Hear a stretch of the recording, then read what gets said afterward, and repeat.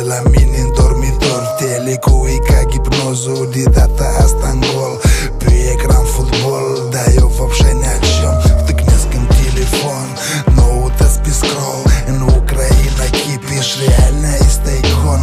Ea ca încă un virus, ca cuita Omicron. Și pe TikTok debil, de la pro smartphone. Cu internetul ăsta numai câte nu se întâmplă. Și în fiecare zi câte ceva să schimbe. Seara fericit ajungi acasă de la muncă. Și a doua zi să te trezești pe câmpul și el de luptă. Întotdeauna soarta noastră hotărât-o alții. Ca și acum pe 24 la 4 dimineață. Eu acum s acasă, dar parcă nici nu sunt. Cu tot ce se petrece am doar un singur gând. Pe pământ nu există instrumentul, bombele, armamentul.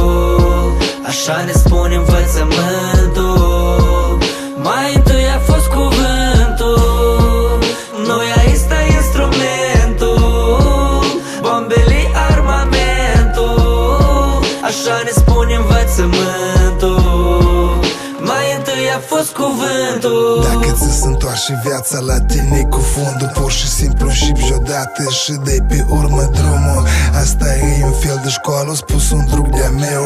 Fiindcă până la urmă știi, poate să ne pară rău. Eu nu știu unde mergem noi, dar nu mergem bine. Ultima vreme haos, nu știi cine pe cine. Parcă vrei să-ți iei tormozocul și să pleci unde n-a fix să te duci. Pe-a-tăi cu zileș, uite și durdom, bled, peste gar se întâmplă în toată lumea strigă slava Ucraina. Când am început să scriu, războiul nu început și mai nu ne-am trezit cu tancurile la ușă. De vecini ne pare rău, dar sper ca să-i termine. Azi până când e liniște, dar mult e până mâine. Dumnezeu e mare și știe El și face. Noi știm un singur lucru, pe pământ vrem pași. Pe pământ